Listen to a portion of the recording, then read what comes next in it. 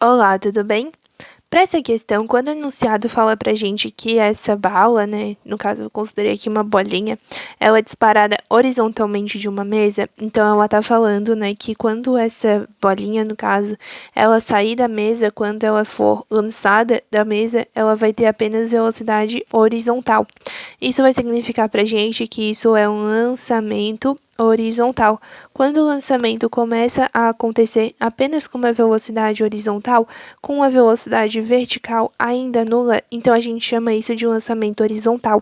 E existem dois movimentos que vão compor o movimento total. Vai existir o movimento horizontal, que ele vai ser uniforme e vai permanecer o tempo inteiro com essa velocidade Vx com a qual ele foi lançado, e vai ter o movimento vertical, né, que vai ser correspondente aqui à altura que ele vai percorrer. Vai ser um movimento uniformemente variado, submetido à aceleração da gravidade com velocidade inicial nula. Então, sempre que você vê uma questão que fala assim, um objeto foi lançado horizontalmente, foi disparado horizontalmente, iniciou o seu movimento com velocidade nula, né? No caso, o movimento de queda com velocidade nula e com uma determinada velocidade horizontal, isso tudo vai ser um lançamento horizontal, que daí você considera essas condições aqui para o movimento, tá? Então, aqui nós sabemos que vai ser um lançamento horizontal. Na horizontal, ele vai percorrer uma distância d, enquanto na vertical, ele vai percorrer uma altura h. Como esses dois movimentos estão ocorrendo simultaneamente, fazendo com que ele percorra essa trajetória parabólica aqui, né? Porque conforme a velocidade vertical vai aumentando, ele vai percorrendo cada vez mais para baixo. Por isso que não fica uma reta, fica um pouquinho assim curvo, né? Por causa dessa variação da velocidade vertical. Então, o que nós queremos saber? Nós queremos saber qual é a velocidade da bala imediatamente após partir da mesa. Ou seja, a gente quer saber essa velocidade inicial, a velocidade com que ela começou o movimento. No começo do movimento, a velocidade vertical dela é nula e ela vai ter apenas a velocidade horizontal. Então, o que a gente quer saber é Vx. Na horizontal, nós temos um movimento uniforme, então nós usamos a fórmula do mu. Distância igual a velocidade vezes o tempo. Então, essa velocidade horizontal é nada mais, nada menos do que a distância dividido pelo tempo. E é isso que nós queremos descobrir. Como esses dois movimentos vão acontecer simultaneamente, né? Então, o tempo de ocorrência para cada um deles vai ser exatamente o mesmo. O tempo que essa bolinha vai demorar para percorrer essa altura h vai ser o mesmo tempo que ela vai demorar para percorrer essa distância d. Tá? Então, o que a gente pode fazer? A gente pode calcular o tempo que ela demorou para percorrer essa altura em função da gravidade que a gente tem ali, tudo isso, partindo dessa fórmula aqui do move, né? Como a gente está trabalhando agora do movimento vertical, então a gente passa a trabalhar do move e usa as fórmulas do move. Interessante a gente lembrar que é o movimento vertical, né? Essa componente vertical aqui do movimento, que vai definir o tempo que esse corpo permanece no ar. Por quê? Além do fato, né, de que na vertical é a única componente que a gente tem uma força atuando que vai fazer essa velocidade variar, é a única parte que a gente vai ter um obstáculo, que no caso é o chão, ou seja, o chão vai impedir que o movimento continue. Então, o movimento vai acabar exatamente no ponto em que chega no chão, né? Por isso que é o movimento vertical que determina o tempo, porque ele tem uma limitação para acontecer.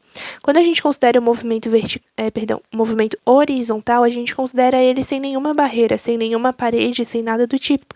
É como se fosse um horizonte infinito que ele pudesse percorrer horizontalmente. Não tem nenhuma barreira, não tem nenhuma força atuando, não tem nenhum limite de percurso.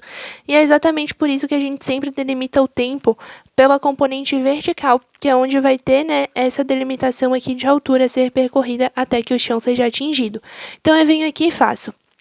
Qual é a minha posição final? É a posição H, né? O tanto que eu percorri, considerando que eu parti do zero.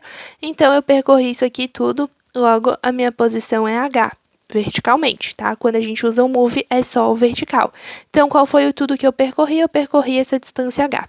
A minha velocidade inicial, como a gente viu aqui no lançamento horizontal, quando é disparado horizontalmente, a gente tem apenas velocidade horizontal. A velocidade vertical inicial é nula, então a velocidade inicial que a gente substitui aqui é zero. O tempo eu quero saber, a minha aceleração é a gravidade, afinal ele está atuando como uma queda livre na componente vertical. o tempo eu quero saber, divide por 2 da própria fórmula. Isso aqui dá zero, isso aqui dá zero, então a altura é igual a gt² sobre 2, substituindo já todas as informações, né? Como eu quero apenas o tempo para que eu possa substituir aqui, né, que isso é o que eu tenho em comum nas duas equações, o restante não é comum a nenhuma delas, mas como ali na resposta a gente tem tudo em função de altura, de gravidade, de distância, então a gente tem que substituir para colocar tudo isso em função dessas variáveis que estão mostradas ali. Então, o que eu posso fazer? Eu posso isolar o tempo, que é o que eu tenho aqui e aqui, para que eu possa substituir. Então, eu isolo o tempo, passo esse 2 dividindo, passo o 2 que estava dividindo passa multiplicando e a gravidade que estava multiplicando passa dividindo. Então, fica o tempo ao quadrado é igual a 2h dividido pela gravidade. Claro, né, para tirar esse quadrado, a gente aplica raiz quadrada dos dois lados. A raiz quadrada de t ao quadrado é igual ao módulo do tempo, que como não existe tempo negativo, então a gente pode afirmar que é igual ao tempo, é igual a raiz de 2h sobre g. Por uma propriedade mesmo, né, das frações dentro da raiz, a gente pode afirmar que a raiz de 2h sobre g é igual a raiz de 2h dividido pela raiz de g. Isso vai ser importante para que a gente possa substituir aqui, ó. Quando falo aqui, eu pego aqui, Vx é igual a distância dividido pelo tempo. Eu pego esse tempo e já substituo. Distância dividido pelo tempo, que é raiz de 2h, dividido pela raiz de g.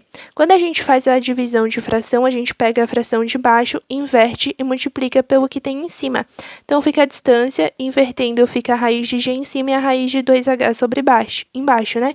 Então, a velocidade x, que é igual a distância vezes a raiz de g dividido pela raiz de 2h. Da mesma forma que eu posso separar, eu posso juntar. Então, se eu tenho raiz em cima, raiz embaixo, eu posso juntar isso tudo em uma divisão só. E assim eu tenho que a minha velocidade horizontal, que é a velocidade inicial ali do movimento dessa bala, é igual a distância vezes a raiz da gravidade dividido para 2 vezes a altura, exatamente como está sendo mostrado na alternativa C.